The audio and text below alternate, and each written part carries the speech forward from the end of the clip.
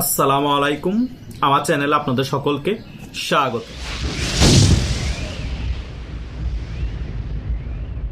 বাংলাদেশের মধ্যে একটি অংশগ্রহণমূলক নির্বাচনের জন্য বিশ্বের অনেক মানবাধিকার সংস্থা ডক্টর সরকারের উপর চাপ দিয়েছে এবং জাতিসংঘ অনেক বিবৃতি দিয়েছে।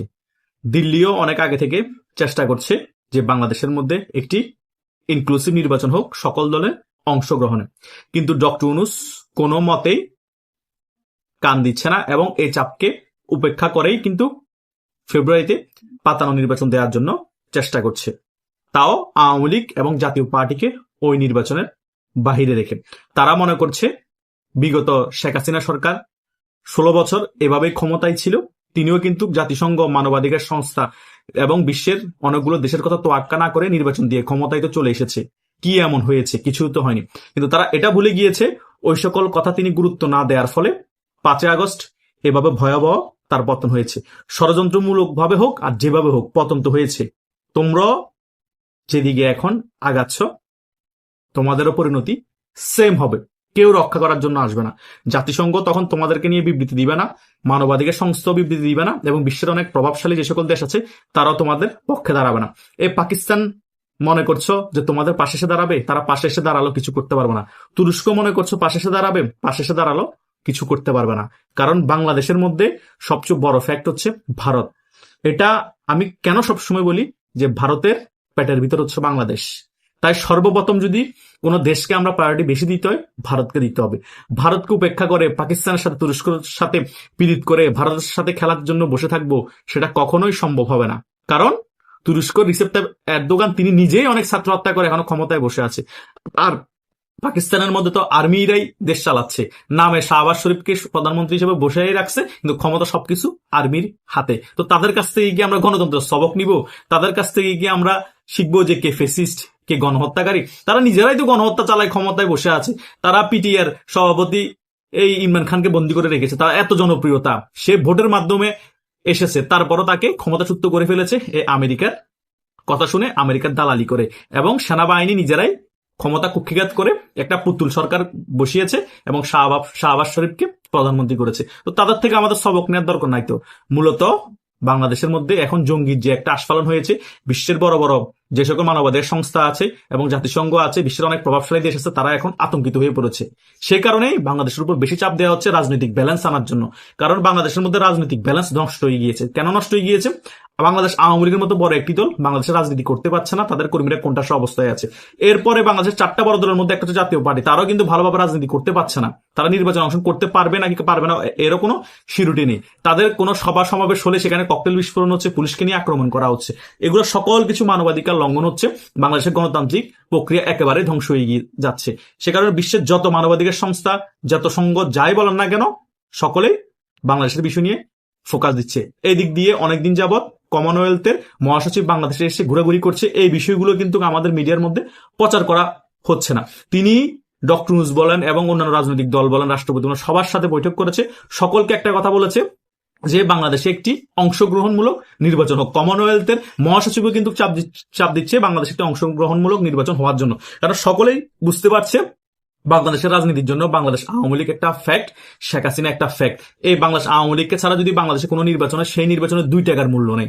যে সরকারই আসুক কোনো মূল্য থাকবে না। আর ওই সরকারকে বিশ্বের কোনো দেশ সাহায্য সহযোগিতা করবে না, ওই সরকারকে বাংলাদেশের জনগণ সহযোগিতা করবে না। কারণ বাংলাদেশে এমন একটি রাজনৈতিক দল, যে দল ক্ষমতায় আসার আগে বাংলাদেশের মানুষ চাচ্ছে তাদের পতন হোক। সেটা বিএনপি বলেন এবং জামাত ইসলামী বলেন। জামাত ইসলামের একজন চট্টগ্রামের আমির শাহজাহান চৌধুরী, তিনি বলতেছে পুলিশ আমাদের কথা মতো উঠবে, পুলিশ আমাদের কথা মতো বসবে, আমরা যা বলবো তাই করবে।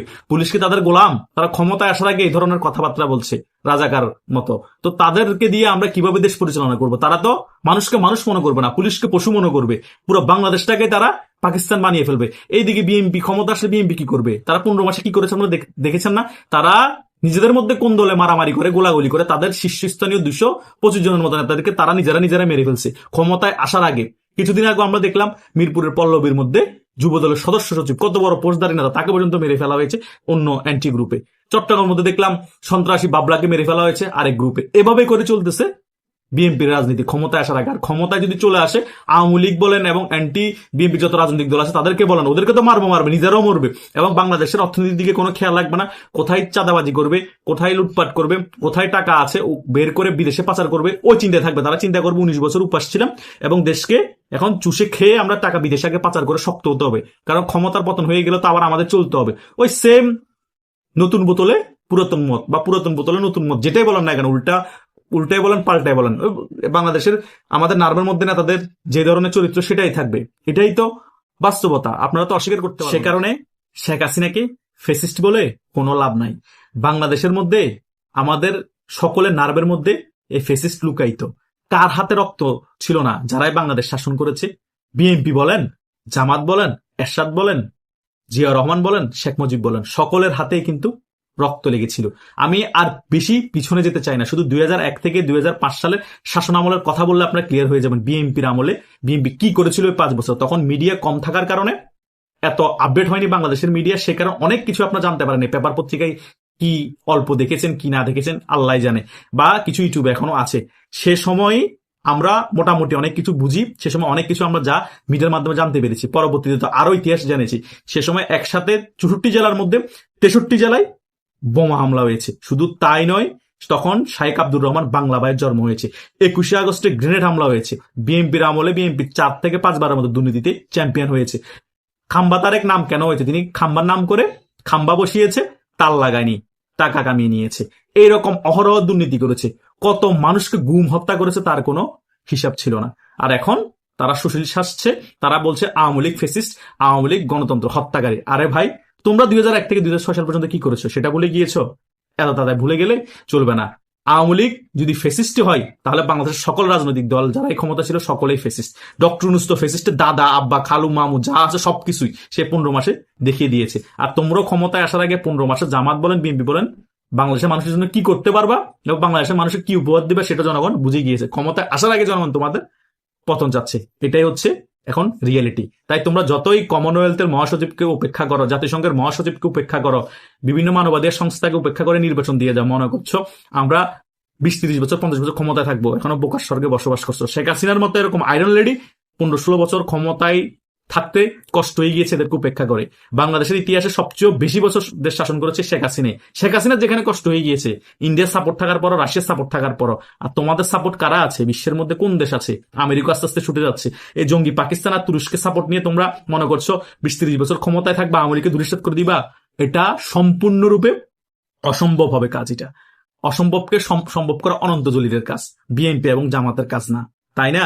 তাই বিএনপি আর জামাত অসম্ভবকে সম্ভব করতে পারবে না, এটা 100%। আওয়ামী লীগ এই খুব শীঘ্রই ফিরে আসছে। শীঘ্রই বলতে যে কালকে ফিরে আসছে আমি তা বলবো না, কিন্তু 1 বছর বলেন, 2 বছর বলেন বা 5 মাস বলেন, খুব তাড়াতাড়ি ফিরে আসছে।